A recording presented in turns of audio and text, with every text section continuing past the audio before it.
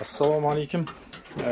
Мен қазір газ навием пеш жайлы кішкене электроникалық маман, компьютер маманы болғандықтан мен нақты білмеген нәрсеге адамдар шешім шығара алмайды, бірақ енді маман болмасаңыз өзіңіз жасамаңыз дегенмен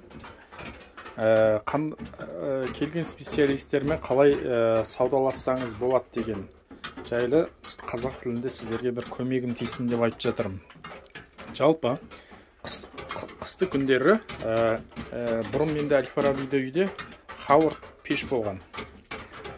Қатты аязда, егер сіз специалисті түсінбейтін болсаңыз, газ пешіне қандай да бір су жетіспей тұратын болса, газ пешін өшірмеуді, электриктен ажыратпауды бірінші ойланып алыңыз. Егер сіз қандай да бір аязда өзі су жетіспей тұрған, давлениесі судың жетіспей тұрған егер пешті өшіріп жүретін болсаңыз, оны іске қосу мамандардың еншісінде қалады. Сондықтан мамандарды үйді суытпау үшін мамандарды шақырмай тұрып, соған шешім қабылдап алу керек. Ал бізде де біз бұрын осы навием пештің көбінесе үйдегі жылы суды ысытатын мына жерде радиатор болады. Осыны тазартып жүргенбіз. Келет тазалайды, ары қарай су жылып кететін. Енді 2 күн болды. Бізде 3 этажды үй болғандықтан үстіңгі қабатты жылытады, бірінші қабатты жылытпайды. Сондықтан кешеден бері осы пешпен қарап специалистерді шақырдық. Ал осы жолғы бір жақсы айта кететін жөнім бар. Бұл специалистерді мен Каспий объявление, Каспий жарнама бөлімінен тауып алдым. Сондықтан бағасы тиімді и арзан, жақсы специалистер келді. Ең бірінші ешқандай газ пешті ешбір нәрсесін шешпей тұрып, алдымен бірнеше пункттерін қарап алу керек. Ең бірінші жалпы газ пеште мен бүгін ауыстырдым, мынандай фильтрді жалпы жаңартып тұру керек. Біз ұмытып кетеміз. Содан кейін мән бермей мына сияқты ескіріп қалады. Сонымен су таза болмаса, оның ішінде қақтар барып фильтрлерді бітеп қалады.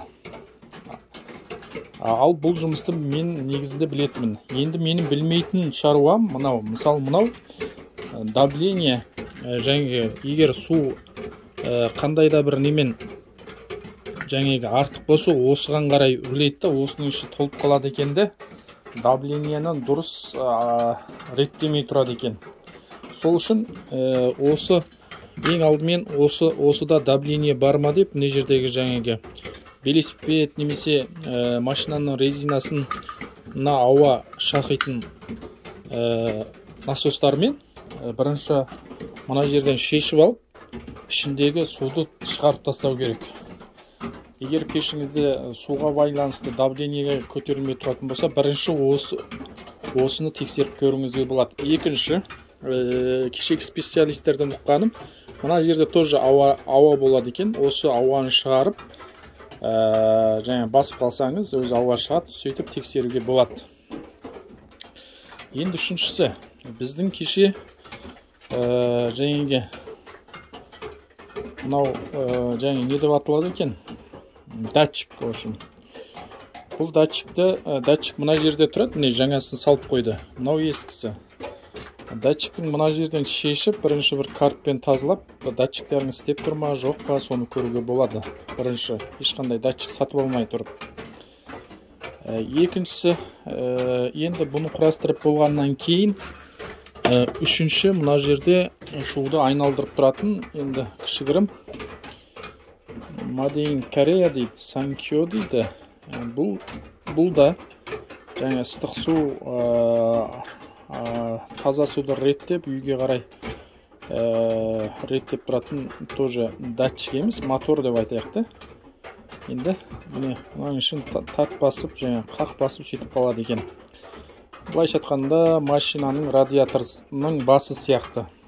Бұл да жаңағы машинаның радиаторының басқа қалпағын дұрыс жабылмай немесе датчигі дұрыс істемейтін болса, машина қызып кетеді. Сол сияқты үшін газ пеште. Енді біз жаңа датчик тақтық, мынаны тексеріп көрдік, жаңағы суды реттеп тұратын моторды тексеріп көрдік.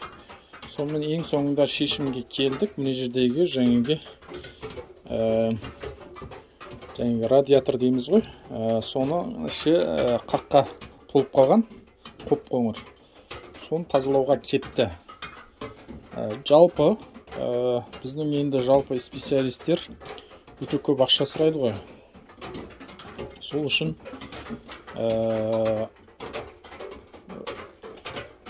кейбіреу айтады, бірінші келіп өзің біліп тұрсаң да диагностиканың өзінде 4.000, 6.000, 10.000 теңге сұрайды. Содан кейін барып көрейік дейді, диагностика жасап көрейік дейді.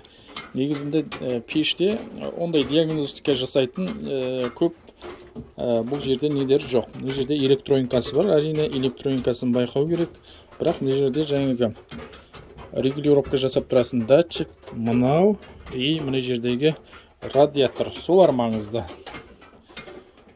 Сол үшін қымбат сервис бермес үшін осының бәрін нақтылап мамандармен келісіп алғандарыңыз жөн.